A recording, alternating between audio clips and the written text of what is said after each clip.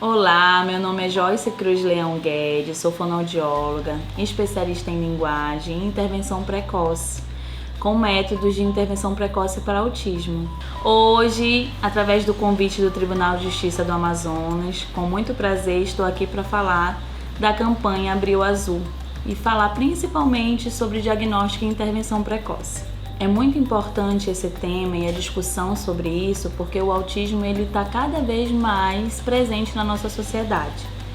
A última pesquisa que nós temos, e eu vou considerar um dado dos Estados Unidos, porque no Brasil nós não temos nenhum dado de pesquisa, que é a pesquisa do CDC de 2020, a cada 54 crianças em idade escolar, uma é autista.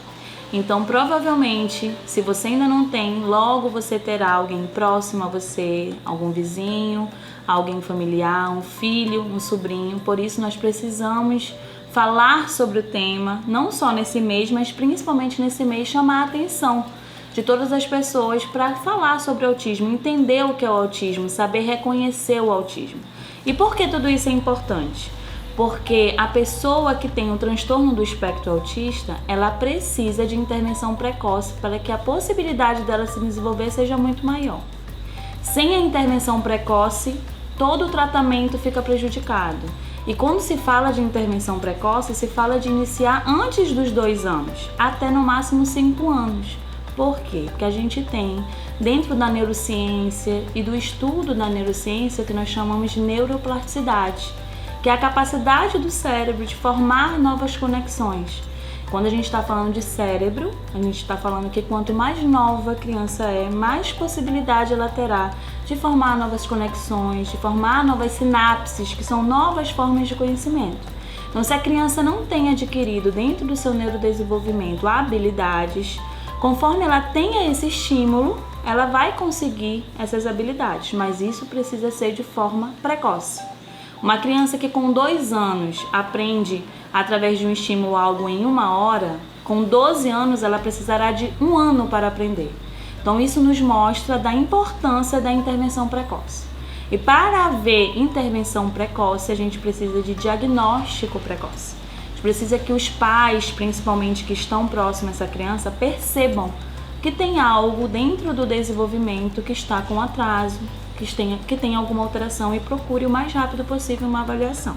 Como que a gente vai perceber, eu pai, eu mãe, eu familiar, como eu posso perceber que a minha criança tem algum sinal de autismo? Vamos pensar em desenvolvimento. Se eu conheço, se eu percebo que dentro do desenvolvimento esperado para a idade, o meu filho não está apresentando ou está apresentando alguma característica diferente, isso é um sinal de alerta. Então, assim, crianças que por volta de 1 ano e meio não mantêm contato visual, quando estão brincando não interagem com seu pai ou com seus pais, buscando o olhar, compartilhando um sorriso, mantêm brincadeiras sempre muito estereotipadas ou repetitivas, gostam sempre do mesmo tema, da mesma forma, brincam com os brinquedos e com os objetos de forma não funcional. Então, em vez de eu brincar com o carrinho da forma que eu deveria brincar, fazendo ele andar, buzinar, eu viro o carrinho de cabeça para baixo, ou eu enfileiro os animais e não brinco que eles estão andando, que eles estão comendo. Eu tenho uma brincadeira que não é funcional. E isso são características. Além de agitação motora, aquela criança muito agitada e que o pai, principalmente nesse ponto, para os pais é perceptível. Eu chamo meu filho e parece que ele não me escuta. Ele não me atende. Eu dou um comando para o meu filho e ele não está obedecendo. Eu peço para ele vir até mim e ele parece que não escutou ou não entendeu, ou só vem quando quer. Não é que essas crianças não conseguem olhar nos olhos, não conseguem atender quando chamado, não conseguem reconhecer seu nome, mas que isso não está acontecendo na quantidade que deveria acontecer, que é na maioria das vezes. Então está acontecendo pouco. Então eu preciso estar atenta a esses sinais. Sobre comunicação, que é a minha área, linguagem, a gente tem que pensar que a comunicação verbal, falar só por falar, não é importante. A gente precisa falar com função. Então eu tenho crianças que chegam com 1 ano e meio, 1 ano e 8 meses, que falam até um número de palavras, mas falam cores, falam inglês, falam números, reconhecem letras, formas, mas não falo papai, mamãe, quer, dá, água. Não tem nenhuma função na comunicação. Então, se essa criança, que por volta de 1 ano e meio, 1 ano e 8 meses, ela quando quer algo, ela não sabe solicitar, ela precisa chorar, ela precisa se bater, ela precisa pular, ou ela só puxa você, ela não tem uma comunicação funcional. Então, a gente tem que pensar em comunicação de forma funcional. Meu filho tá conseguindo dizer quando ele não quer água ou ele chora? Quando ele não quer algo ou ele chora? Ele consegue pedir para mim algo, ele consegue apontar algo para solicitar o que quer? Se eu mostro algo para ele, ele consegue acompanhar e dizer se quer ou não, pelo menos balançando a cabeça? Isso é uma forma de comunicação. E essa falta de comunicação é uma característica muito presente em crianças com diagnóstico de transtorno do espectro autista. Então, a dificuldade da comunicação é, às vezes, o primeiro sinal que os pais percebem, porque é o que mais chama atenção. É só isso que fecha um diagnóstico? Não. A gente precisa ter outras características sensoriais, de comportamento repetitivos, mas isso é uma coisa que chama atenção. Então, observe. Meu filho fala, então tá tudo bem, mas ele fala de forma funcional? Ou não, ele não fala, eu não consigo me comunicar. Nem que seja de forma não verbal. Eu recebo crianças que não falam nenhuma palavra, mas você olha para ela e ela se comunica com o olhar. Ela olha para você, ela expressa o que quer ou expressa que não quer algo. Ela consegue dizer, se ela apontar algo distante, se você mostra algo para ela, ela mostra interesse no olhar, ela se comunica, ela mostra afeto com o olhar, mesmo não falando. Então, assim, essa criança pode ser só um atraso de fala e não ter um diagnóstico de transtorno de desenvolvimento. Mas se essa criança fala até palavras, mas não fala olhando, não fala de forma funcional, não fala para interagir, não fala para solicitar, tem alguma coisa muito errada. Então, esses casos são os casos que a gente precisa ter muito alerta para procurar uma avaliação adequada. E a avaliação adequada é a avaliação que vai avaliar desenvolvimento, com protocolos pré-estabelecidos, que a gente tenha como dizer se essa criança está com o desenvolvimento adequado ou não. Avaliações que são só de olhar, que são só eu vou observar, não, acho que tá bom, ou espere mais um pouco, não são avaliações que a gente tem que ter confiança. A gente precisa usar protocolos estabelecidos, que foram pesquisados, que nos dão um norte sobre o desenvolvimento, para a gente ter como comparar se essa criança está dentro do que é esperado para ela ou não. Outro ponto importante que nós precisamos como pais observar nessa criança, para ver se tem algum sintoma, será que meu filho tem, né, ou não aí esse tal do autismo, se ele se enquadra dentro do espectro autista, é a questão do comportamento. Tem muitas crianças que têm um comportamento de birra, que têm um comportamento desafiador, que muitos choram porque querem algo, mas elas sabem pedir. E em alguns momentos elas conseguem pedir. Elas conseguem ter atenção quando os pais falam com elas. Elas conseguem dar atenção, saber e fazer com o comportamento, não quero, ignorar. Então isso é uma coisa, né? Você não ter a habilidade de solicitar o que quer, a habilidade comunicativa, a habilidade de compreensão é outra coisa. Então, como perceber? Qual é a diferença clara? Isso acontece quantas vezes? Ele tá entendendo? Se eu der um comando de algo que ele quer, ele vai entender? Ele vai fazer? Ou não, realmente ele não entende comandos simples. Comandos de vem aqui, pegue uma bola, só se eu chamar muito a atenção dele. Por que o autista não entende o comando, por exemplo? Não é porque ele não está entendendo, é porque ele não teve atenção quando você deu esse comando para ele. Então ele precisa de um estímulo maior. Ele precisa que você direcione ele para o seu olhar, ele precisa que você fale talvez mais alto, que você fale de uma voz diferente, e aí ele percebe o que está acontecendo, porque ele tem uma baixa atenção. Uma criança que faz isso por um comportamento inapropriado, ela não faz porque ela não está dando atenção, ela faz realmente porque ela está se negando a fazer o que você quer. Então isso é um ponto importante de diferenciar. E o que eu devo fazer depois que eu recebo o diagnóstico? Esse é a grande dúvida dos pais. Eu desconfiei, eu fui atrás, não tenho um diagnóstico, mas tem um risco de ser autismo. A primeira coisa que eu tenho para falar é não espere. O tempo é precioso e a gente acaba correndo contra o tempo quando a gente fala de autismo, justamente devido à neuroplasticidade.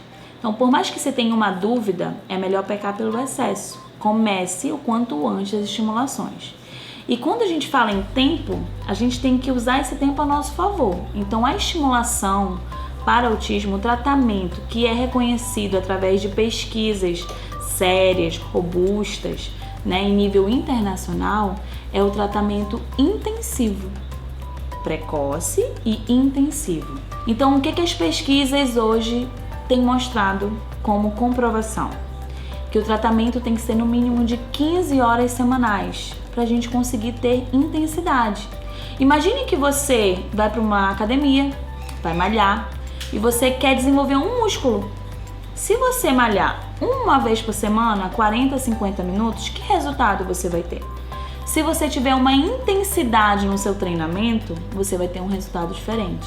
Então, para a gente ter um resultado de realmente mudar conexões cerebrais, formar novas vias de conexões, a gente precisa de intensidade.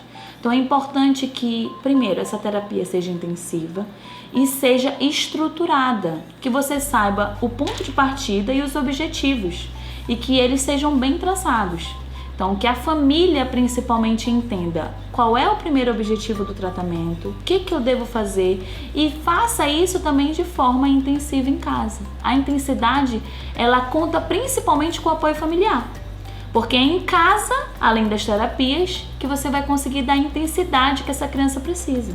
E eu falo isso não só como profissional, mas como mãe, porque eu tenho uma criança, uma filha, que tem o diagnóstico do transtorno do espectro autista, que foi diagnosticada com 1 ano e meio, que a gente começou toda essa intensidade de terapia, o que com certeza eu estar nessa profissão me facilitou, o conhecimento, que hoje nós temos mais informações sobre tratamento. Há 6 anos atrás era um pouco diferente. Então isso, eu estar inserida numa equipe multiprofissional me ajudou a oferecer um tratamento intensivo e que a gente colhe frutos disso hoje, dela com 7 anos, conseguir estudar numa escola regular, sem precisar de um apoio adicional, estar inserida dentro do grupo etário dela, das crianças da idade dela, conseguir uma comunicação funcional, com os desafios que ela tem ainda pela frente, mas de forma funcional, com o mínimo de atraso possível.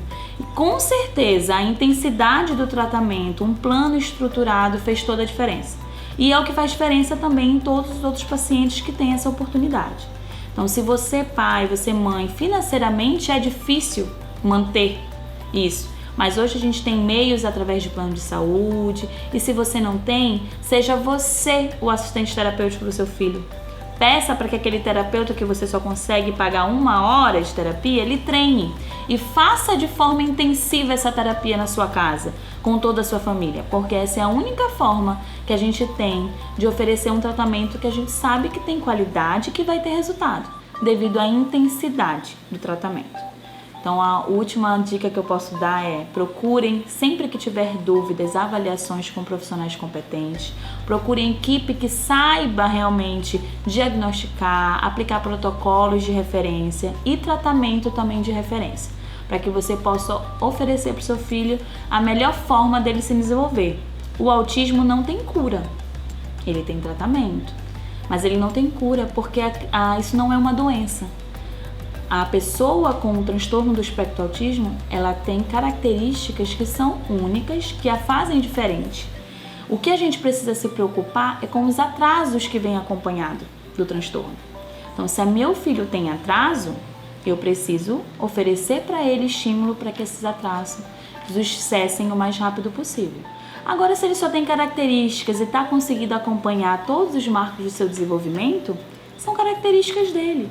A gente tem hoje, graças a Deus, exemplos de autistas adultos, que são independentes, que estão no mercado de trabalho, que têm suas famílias, mas que têm características que vão ser únicas e deles. A gente precisa pensar nos atrasos. Então, pense se seu filho está se desenvolvendo bem, dentro do esperado, e se não está, procure o mais rápido possível a avaliação e intervenção. Gostaria de agradecer a oportunidade de falar desse tema tão importante, parabenizar pela atenção que vocês estão dando a esse mês azul, ao Abril Azul, e ao autismo, ao transtorno do espectro autismo, e agradecer direcionado ao Tribunal de Justiça do Amazonas, seus desembargadores, seu presidente e ao Subcomitê de Atenção Integral à Saúde. Muito obrigada pela atenção de vocês, espero ter contribuído, ter ajudado pelo menos uma família com as dicas que eu dei aqui. Até a próxima!